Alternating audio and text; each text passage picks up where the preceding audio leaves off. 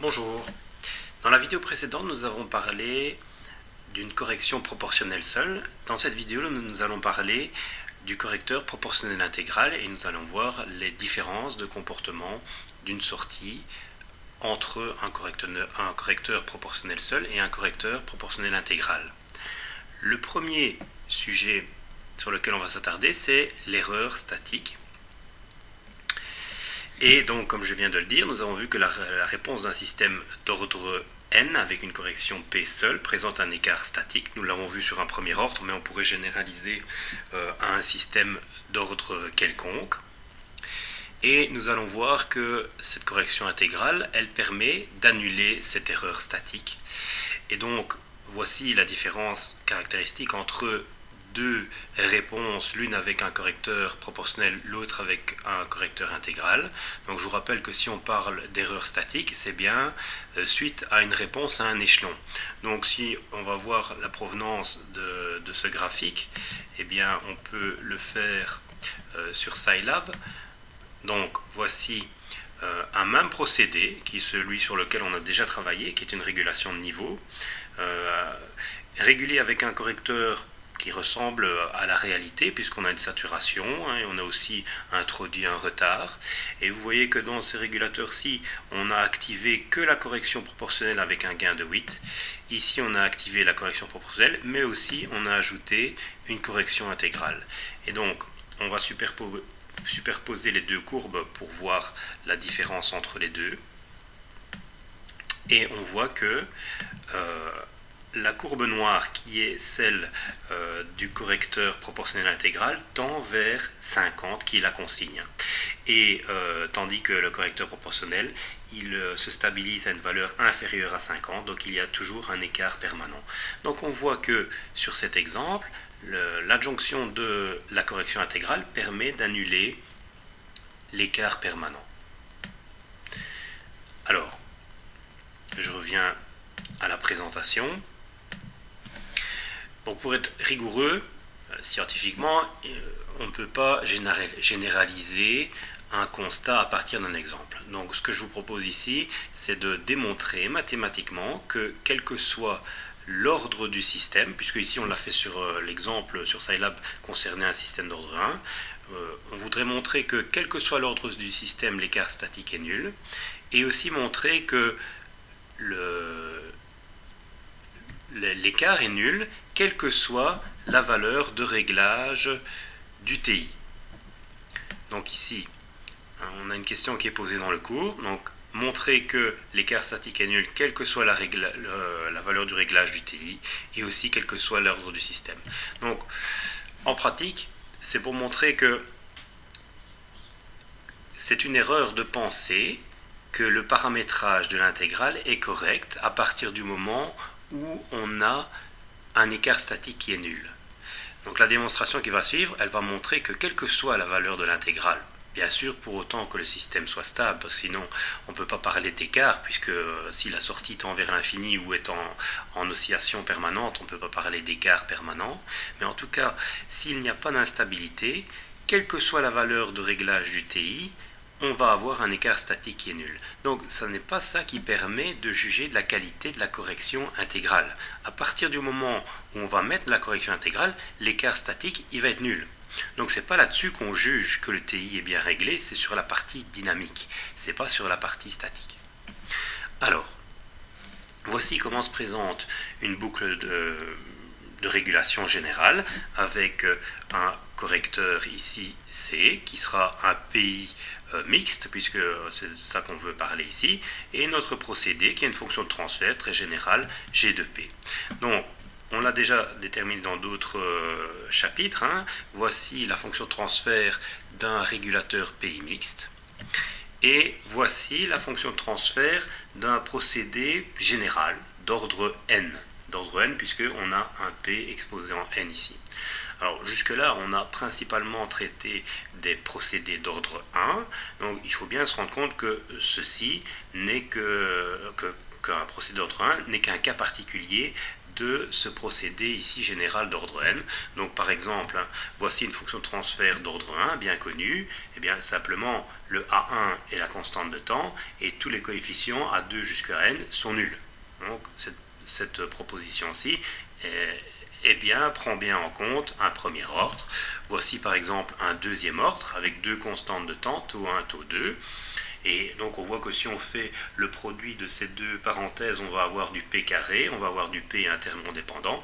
Donc voilà, on va avoir du p carré ici, du p interme indépendant. Les autres coefficients au-delà de 2 seraient nuls. Donc simplement pour montrer que cette expression-là est très générale et elle peut représenter quasiment, je vais dire, n'importe quel procédé de ce type-là. Donc voilà pour ma fonction de transfert de mon procédé.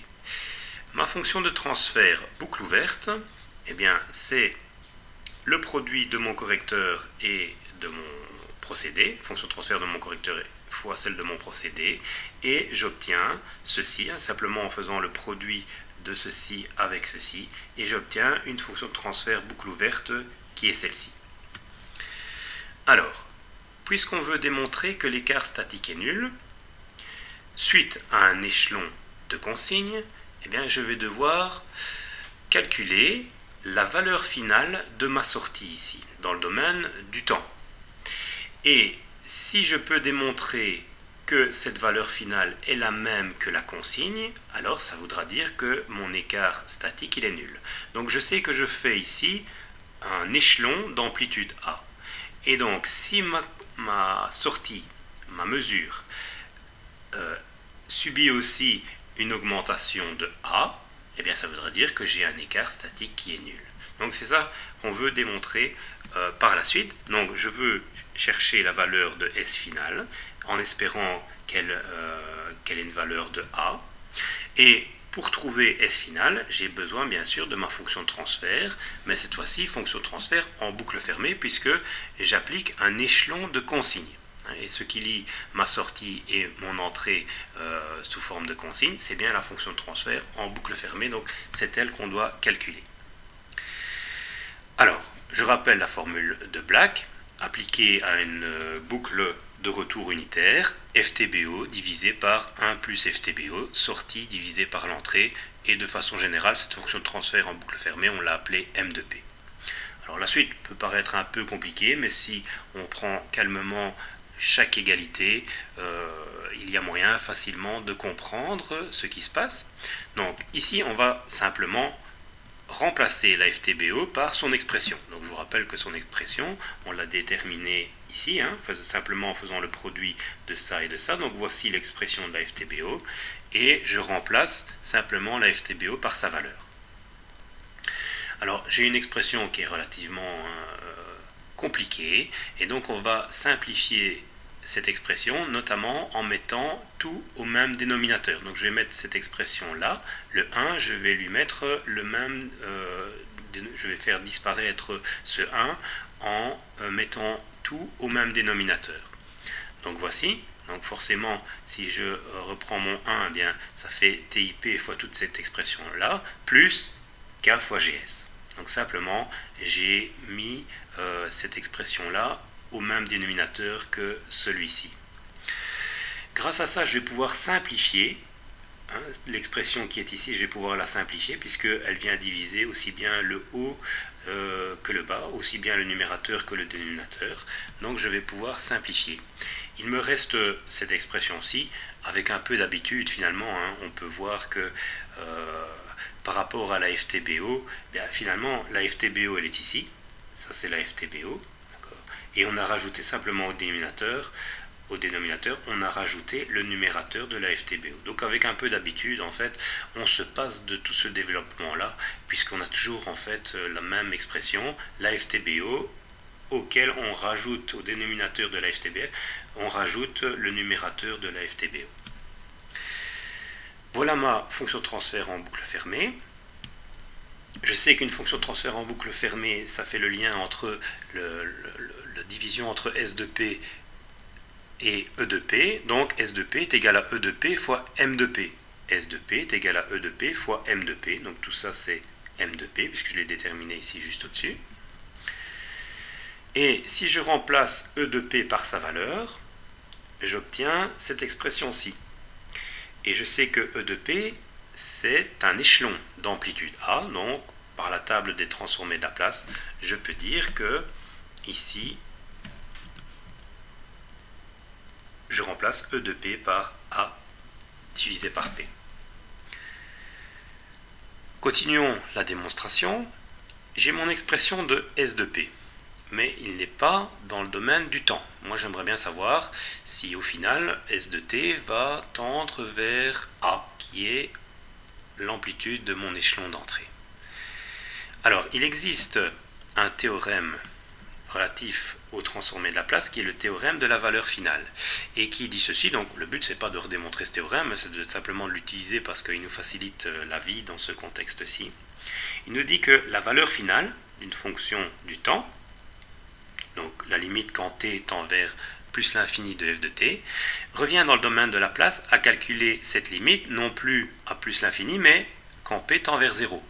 Et remarquez aussi que c'est la fonction la même que celle-ci, donc la fonction dans le domaine de Laplace, mais multipliée par P. Alors je vais appliquer ce théorème à S de P. Donc ça c'est de façon générale pour une fonction f quelconque, mais pour nous ça concerne S. Donc simplement je vais remplacer mon f par S et dire que ma mesure finale, mon S final, est la limite quand P tend vers 0 de P fois S de P.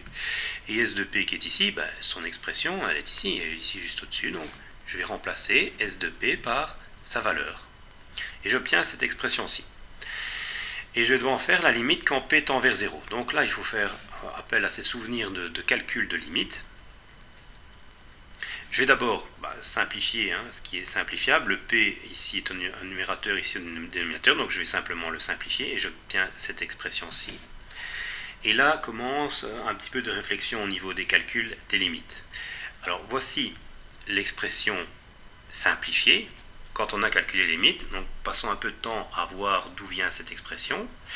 Alors si je parle du numérateur et que je distribue, j'ai k fois gs plus k fois gs TIP. Mais TIP tend vers 0. Donc finalement ce terme là se simplifie, il ne reste plus que k fois gs.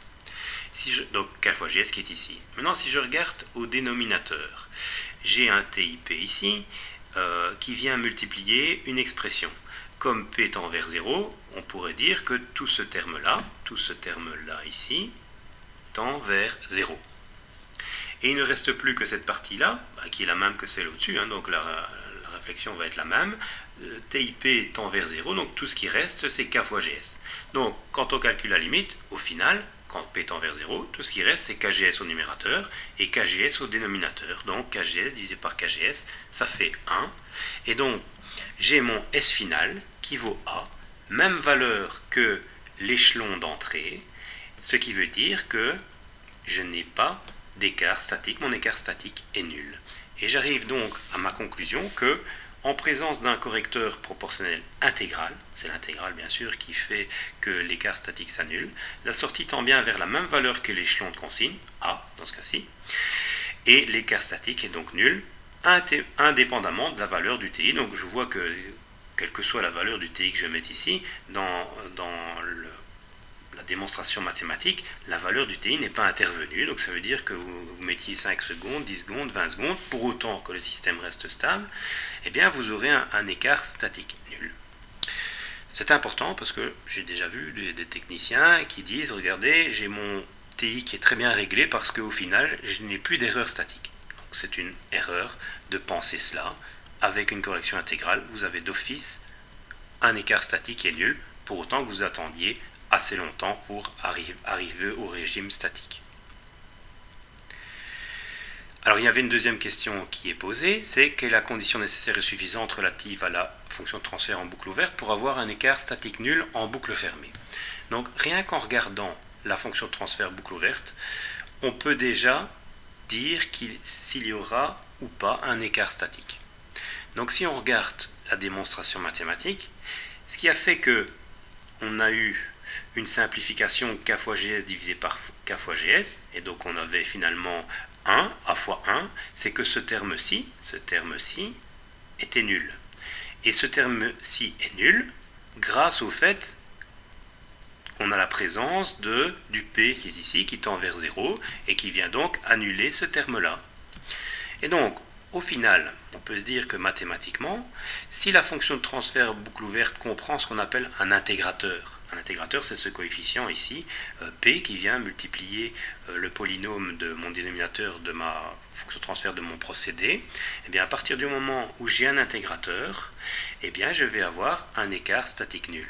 Alors cet intégrateur ici provient de mon correcteur, de ma correction intégrale, mais il existe des procédés qui possèdent naturellement un intégrateur. Par exemple, si vous faites une régulation de position, la position c'est l'intégrale de la vitesse. Donc l'espace, l'espace parcouru c'est l'intégrale de la vitesse. Donc si vous faites une régulation de position, eh bien, le procédé lui-même possède déjà un intégrateur. Donc ça veut dire que si vous utilisez un régulateur proportionnel, vous aurez déjà un écart statique nul, vous n'êtes même pas obligé d'utiliser un correcteur proportionnel intégral. Si vous faites une régulation de niveau avec une cuve qui est fermée, qui n'a pas de débit de sortie, eh bien le volume dans la cuve, le niveau dans la cuve, eh bien il dépend de l'intégrale du débit. Donc là aussi, il va comprendre naturellement, ce procédé va comprendre une intégrale dans sa fonction de transfert. Donc là aussi, avec un correcteur proportionnel, on arrive déjà avec un écart statique nul, puisque naturellement le procédé possède son intégrateur déjà, sans devoir adjoindre celui du correcteur proportionnel intégral.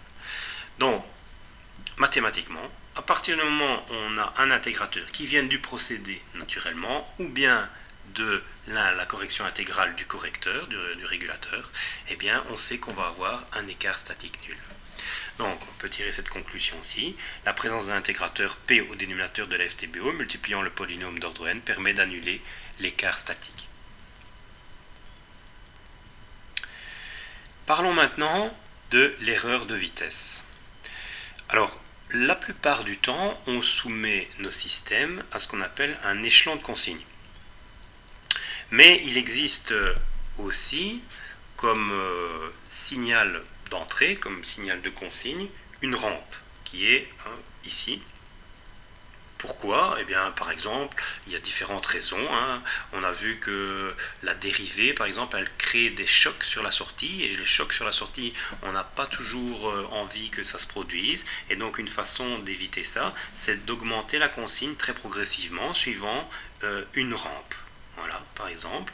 Il y a d'autres aussi contextes où on peut utiliser une rampe de consigne. Imaginez que vous ayez un four qui mette plus que 24 heures pour arriver en température. Eh bien, il est bien évident que vous n'arriverez pas à votre consigne. Si vous mettez un échelon, vous n'y arriverez pas rapidement.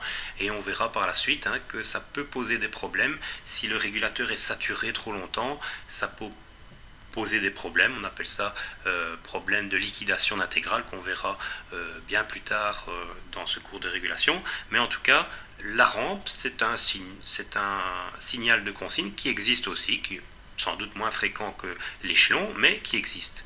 Et donc on peut se poser la question, tiens, si on a une rampe de consigne, comment va se comporter la mesure ? C'est ce qu'on va faire dans ce point-ci. Donc la question qui est posée ici avec un correcteur PI, comment se comporte la mesure si la consigne est une rampe pour un procédé ne comportant pas d'intégrateur propre. Donc ça veut dire que le G de P, la fonction de transfert du procédé, ne contient pas d'intégrateur.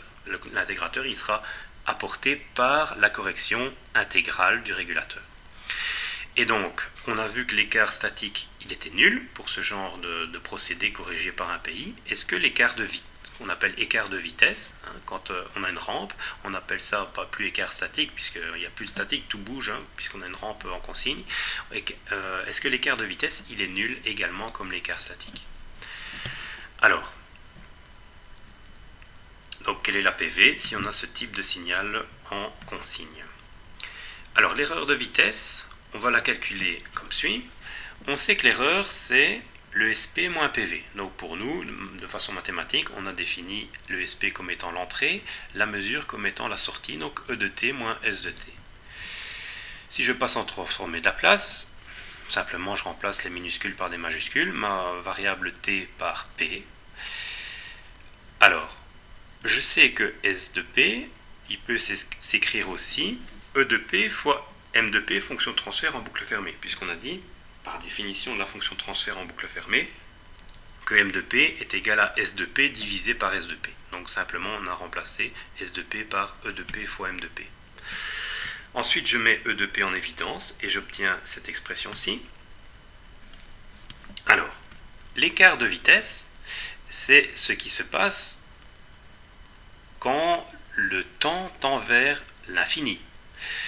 Alors, de nouveau, on va appliquer le théorème de la valeur finale. Donc, si je veux savoir cette expression-là, sa valeur finale, eh bien, c'est cette expression-là, la limite quand P tend vers 0 de cette expression, fois P. Alors, vous marquez ici que E de P a été remplacé par A divisé par P carré, simplement, hein. On sait que la transformée de la place d'un échelon, c'est A sur P. Si on va voir les tables transformées, la transformée de la place d'une rampe, c'est A sur P carré. Donc E de P a été remplacé par A sur P carré. Et le P qui est ici, et la limite vient du théorème de la valeur finale. Donc l'erreur de vitesse, c'est ce qui se passe quand t tend vers l'infini, donc quand P tend vers 0, vis-à-vis de ce théorème de la valeur finale. Et donc je vais calculer la limite de cette expression-ci quand P tend vers 0. Alors, simplement, on a remplacé le M de P par sa valeur.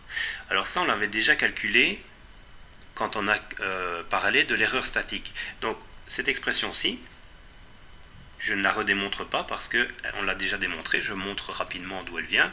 Je reviens un peu en arrière. Et où est-ce qu'on a vu ça? On a vu ça ici. Hein.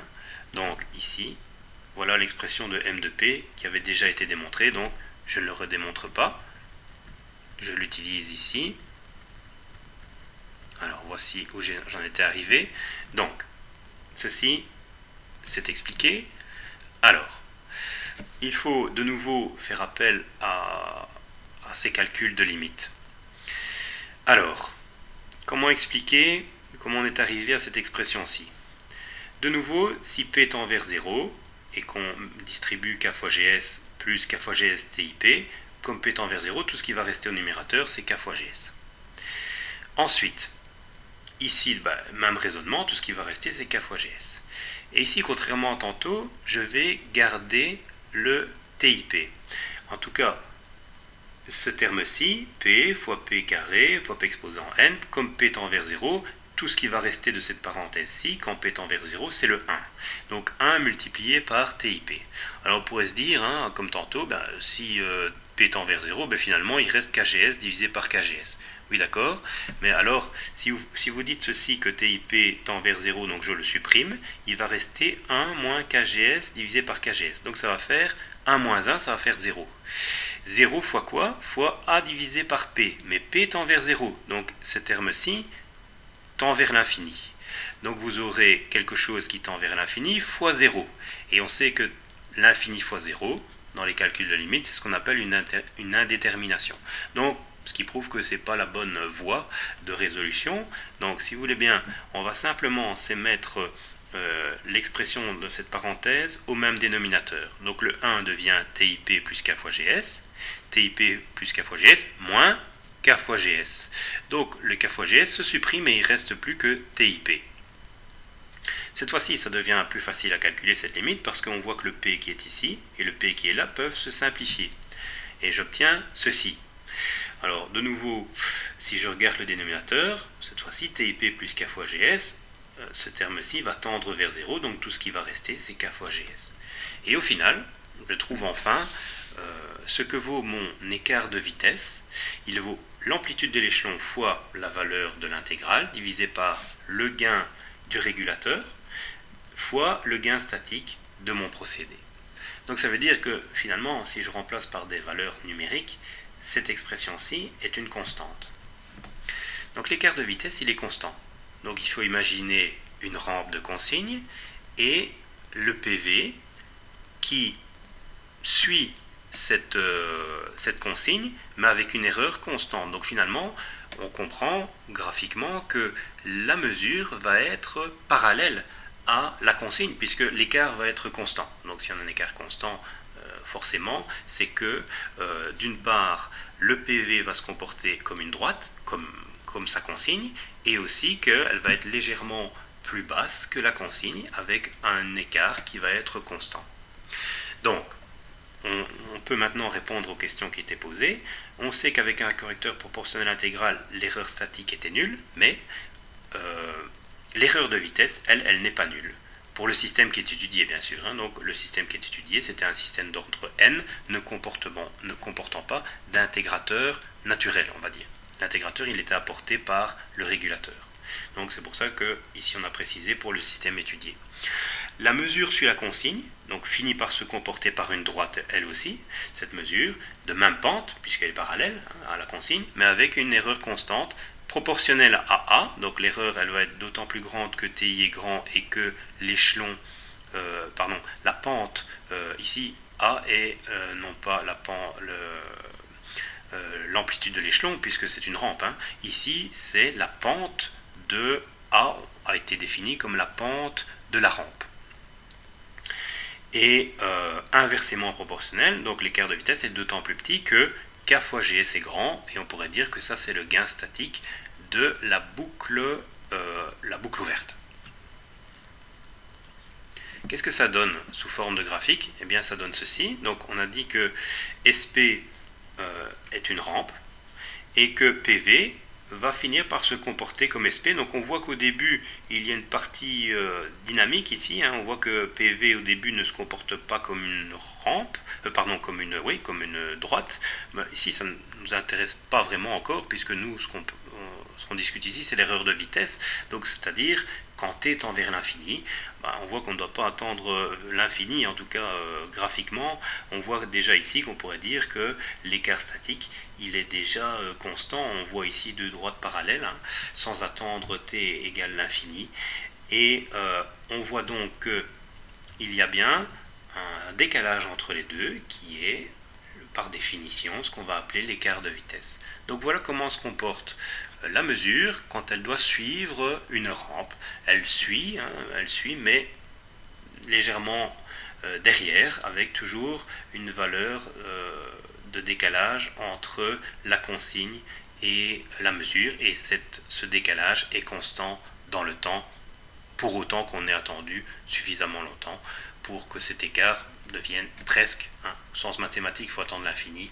Ici on voit que on peut quasiment dire qu'il est constant déjà à partir d'ici. On ne voit plus grand chose comme différence d'écart statique.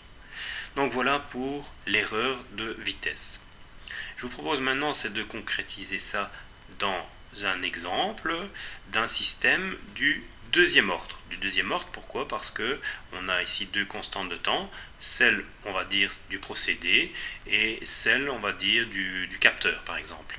Donc on a un procédé de chauffe pour une régulation de température dont la fonction de transfert est la suivante. Elle a été matérialisée ici dans Scilab, donc je vous invite bien sûr à réaliser le schéma dans Scilab.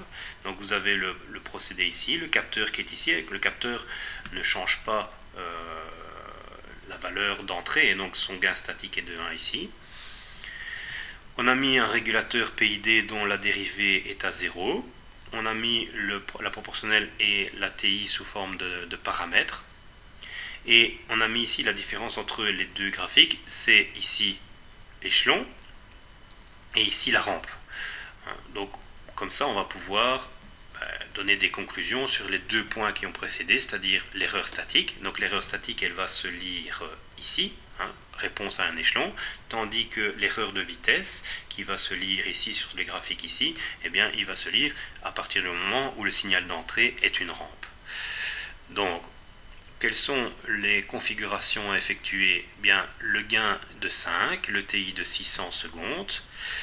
Donc on réalise deux boucles l'une ayant un échelon d'entrée d'amplitude 10, donc ici une entrée d'amplitude 10, et ici la pente, slope, qui est de 0,05 degrés par seconde. Donc là-dessus, il y a différentes questions qui sont posées. Déterminer l'écart statique mathématiquement, donc ça veut dire le faire par des formules. si on garde la correction P avec un gain de 5, donc P seul. Ensuite, vous vérifiez graphiquement, vous aurez un écart statique que vous pourrez vérifier, dont là, vous pourrez déterminer la valeur par le graphique, et bien vous vérifiez la correspondance avec vos calculs précédents.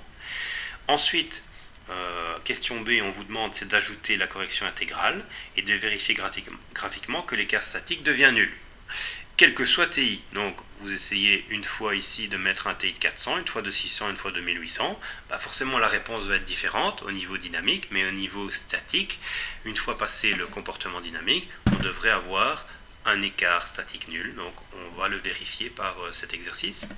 Ensuite, on va s'occuper de cette boucle-ci avec la rampe en entrée et déterminer l'écart de vitesse, d'abord mathématiquement. Alors là, il ne faut pas forcément tout redémontrer, vous pouvez utiliser la formule qu'on a établie juste avant, donc A fois TI divisé par K fois GS, où le A vaut 0,05 degrés par seconde, K égale 5, TI égale 600, donc on peut déterminer mathématiquement, et ensuite graphiquement essayer de voir sur Xcos si tout cela est bien cohérent. Bien sûr, il faut ajuster les temps des graphiques pour voir ce qu'on a envie d'observer. Donc voilà pour cette vidéo sur le régulateur proportionnel intégral et son comportement vis-à-vis de l'écart statique et de l'erreur de vitesse.